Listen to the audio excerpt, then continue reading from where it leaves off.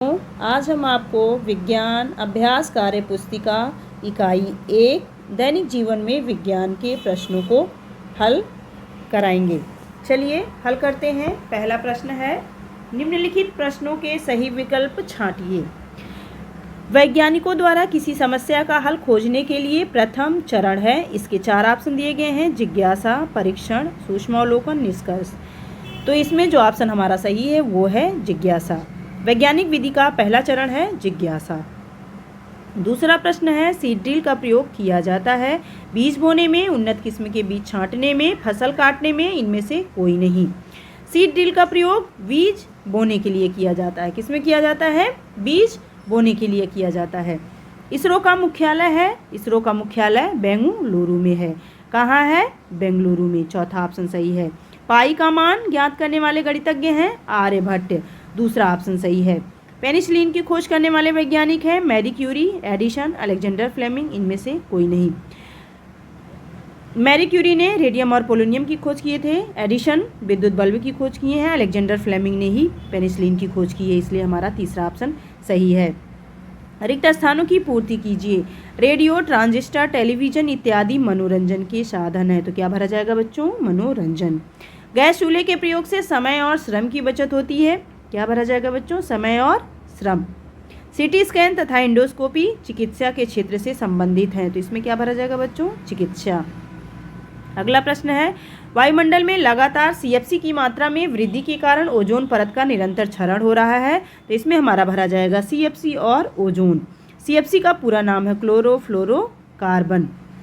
सुब्रमण्यम चंद्रशेखर खगोल विज्ञान से संबंधित हैं, तो क्या भरा जाएगा बच्चों? खगोल विज्ञान। अगला प्रश्न है, निम्नलिखित में से सही कथन पर सही तथा गलत कथन पर गलत का चिन्ह लगाइए। दमा, अस्थमा इत्यादि रोगों का मुख्य कारण वायु प्रदूषण है, एकदम सही। यूरिया, फास्फेट, पोटास आदि प्राकृतिक उर्वरक हैं, गलत, क्योंकि यूरिया, फास्फेट, पोटास ये रासायनिक उर्वरक हैं। इसरो की स्थापना 15 अगस्त 1996 में हुई, ये भी गलत है। इसरो की स्थापना 15 अगस्त 1969 में हुई थी। भारतीय वैज्ञानिक चरक ने शल्य चिकित्सा के क्षेत्र में महान योगदान दिया है। भारतीय वैज्ञानिक चरक ने शल्य चिकित्सा में नहीं अपना योगदान दिया था, सुश्रुत जी ने अपना योगदान शल्य चिकित्सा में दिया था, और चरक जी ने अपना योगदान जड़ी बूटियों के औषधीय गुणों के द्वारा रोगों के उपचार की विधि को खोजा था। रेडियो की खोज जे.एल. बेयर ने की, ये भी गलत है। रेडियो की खोज मार्कोनी जी ने किया था और जे.एल. बेयर जी ने टेलीविजन की खोज की थी। चलिए अगला प्रश्न देखते हैं।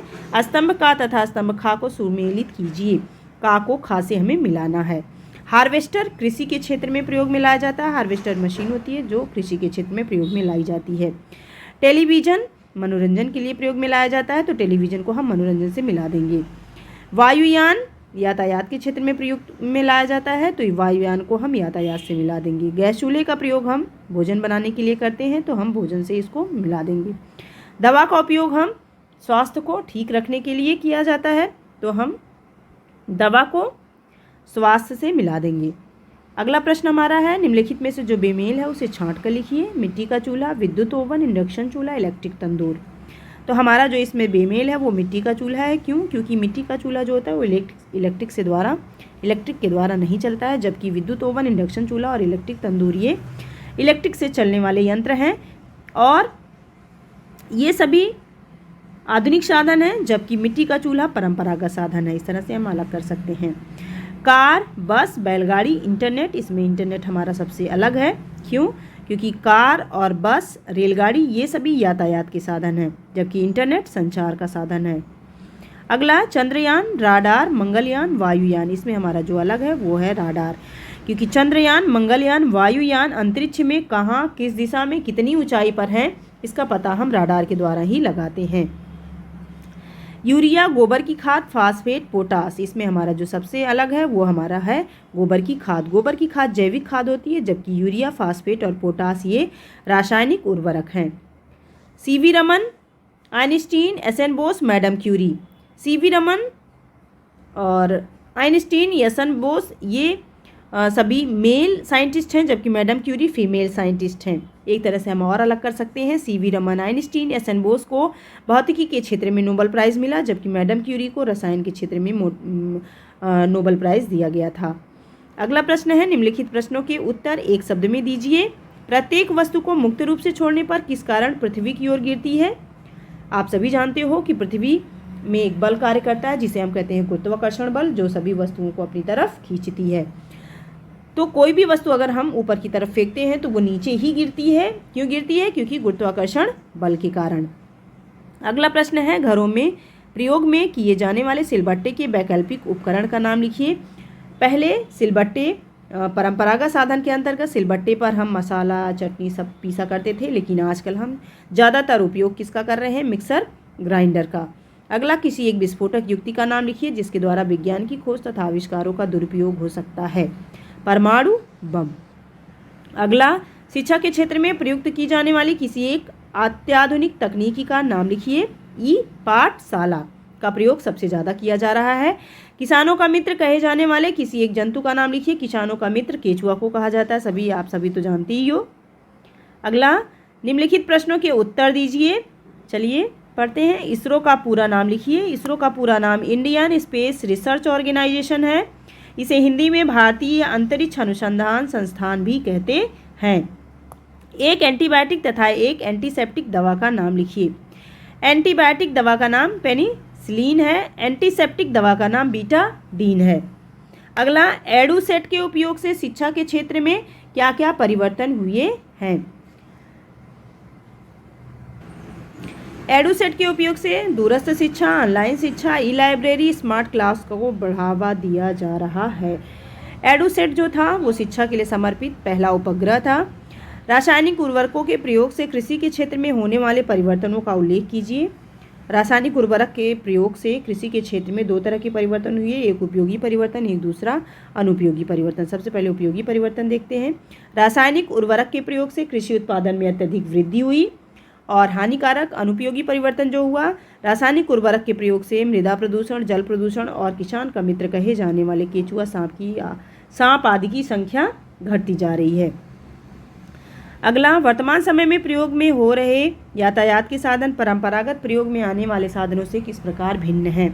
वर्तमान समय में प्रयोग में हो रहे यातायात के साधन द्वारा कम समय में लंबी से लंबी दूरी तय की जाती है, जबकि परंपरागत साधनों के प्रयोग से बहुत अधिक समय में लंबी दूरी तय की जाती थी।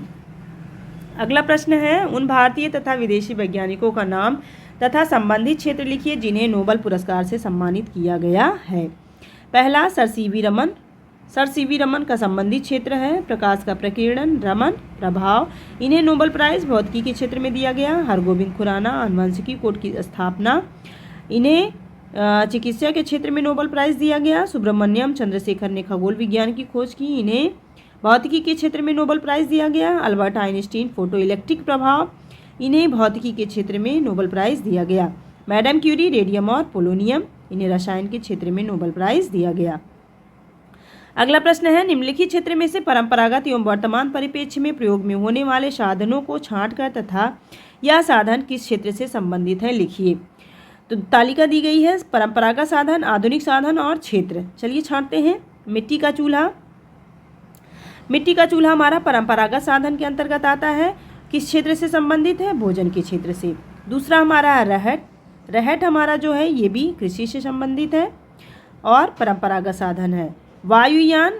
वायुयान हमारा आधुनिक साधन है, ये यातायात से संबंधित है। विद्युत ओवन हमारा आधुनिक साधन है, ये भोजन से संबंधित है। कठपुतली। कठपुतली जो हमारी है ये परंपरागत साधन है, मनोरंजन से संबंधित है। भाला परंपरागत साधन है, ये रक्षा से संबंधित है।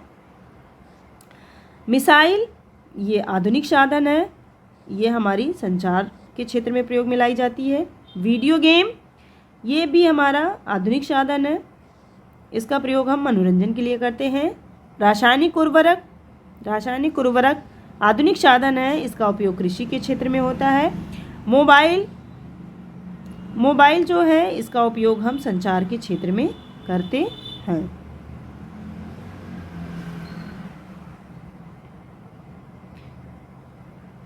मिसाइल। मिसाइल भी हमारी जो है ये आधुनिक साधन है, इसका उपयोग हम रक्षा के क्षेत्र में करते हैं। अगला प्रश्न है, निम्नलिखित को देखकर सम्मुख बने बॉक्स में संबंधित क्षेत्र को लिखिए। यहाँ कुछ चित्र दिए गए हैं, इसे देख करके हमें इसके क्षेत्र को बताना है। कार किससे संबंधित है? यातायात के क्षेत्र से। टेलीविज़न मनोरंजन के क्षेत्र से संबंधित है। टेलीफोन संचार के क्षेत्र से संबंधित है। वाटर टैंक कृषि के क्षेत्र से संबंधित है। एक्सरे चिकित्सा से संबंधित है। अगला प्रश्न है, विज्ञान के दुरुपयोग से उत्पन्न 5 मुख्य समस्याओं का उल्लेख कीजिए। वायु प्रदूषण, जल प्रदूषण, ध्वनि प्रदूषण, मृदा प्रदूषण, ग्लोबल वार्मिंग, ओजोन होल, रेडियोधर्मी विकिरण। ये सभी समस्याएं विज्ञान के दुरुपयोग से उत्पन्न होती हैं। अगला प्रश्न है, निम्नलिखित भारतीय वैज्ञानिकों से संबंधित घटनाओं आविष्कारों को सारणीबद्ध कीजिए।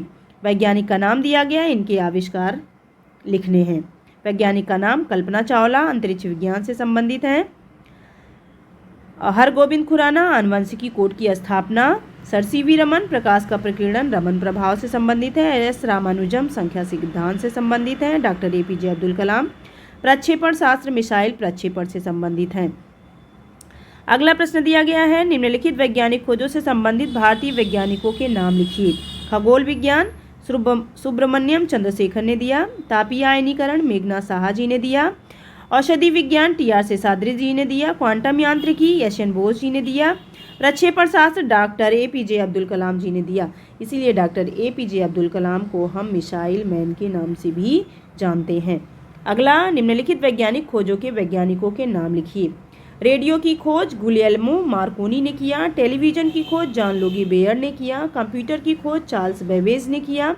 डायनमो की खोज माइकल फैराडे ने किया। टेलीफोन की खोज अलेक्जेंडर ग्राहम बेल ने की। अगला प्रश्न है, निम्नलिखित वैज्ञानिकों ने जिस क्षेत्र में अपना योगदान दिया है उनका उल्लेख कीजिए।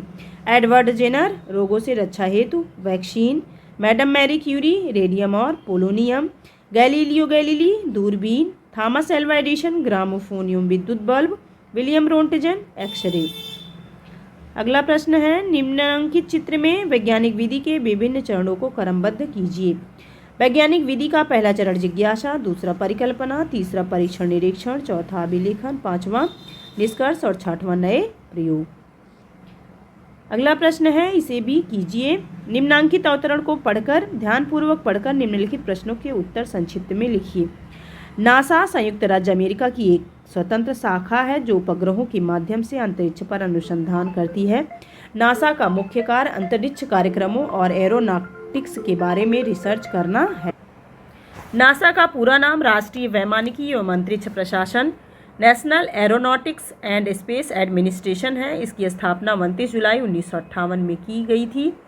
इसका मुख्यालय अमेरिका के वाशिंगटन डीसी शहर में स्थित है।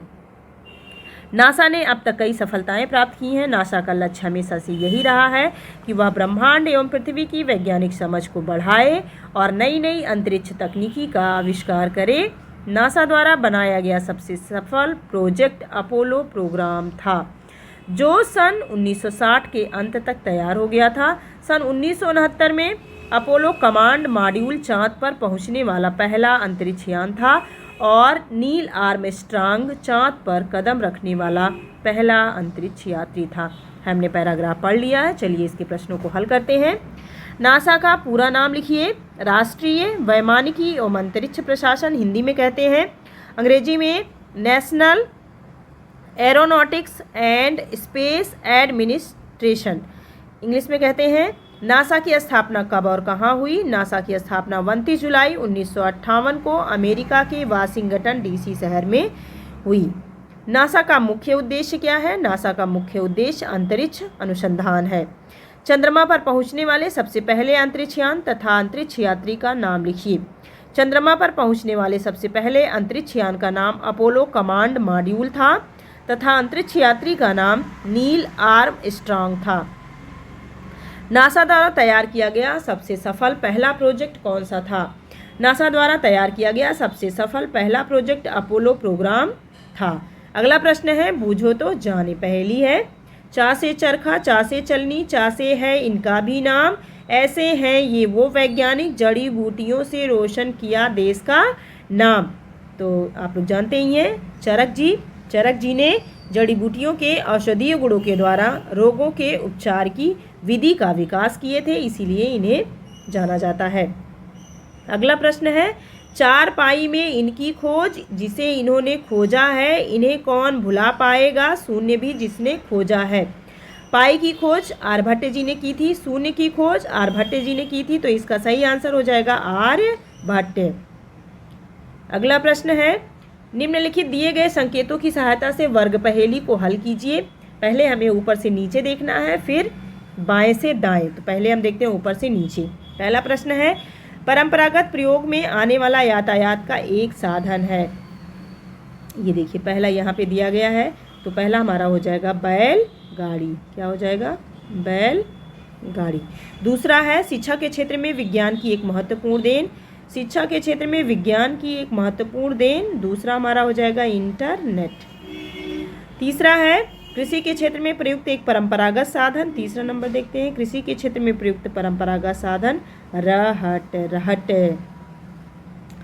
बाएं से दाएं, अर्थात हम इधर से इधर चलते हैं। एक रासायनिक उर्वरक का नाम फास्फेट। चौथा नंबर, यातायात का एक आधुनिक साधन। पांचवा नंबर, साइकिल यातायात का एक आधुनिक साधन है। छठा, कृषि के क्षेत्र में प्रयुक्त एक अत्याधुनिक तकनीकी। छठा नंबर देखते हैं, कृषि के क्षेत्र में प्रयुक्त अत्याधुनिक तकनीकी ट्रैक्टर है। सातवां, संचार के क्षेत्र में प्रयुक्त महत्वपूर्ण तकनीकी। यहाँ पर ये गलत नंबरिंग हो गई है शायद, तो ये हमारा हो जाएगा सातवां नंबर इंटरनेट। संचार के क्षेत्र में प्रयुक्त महत्वपूर्ण तकनीकी इंटरनेट। शिक्षा के क्षेत्र में प्रयुक्त उपग्रह, शिक्षा के क्षेत्र में प्रयुक्त उपग्रह था एडुसैट। तो इस तरह से आज हमने पहले चैप्टर के सारे प्रश्नों को कंप्लीट किया।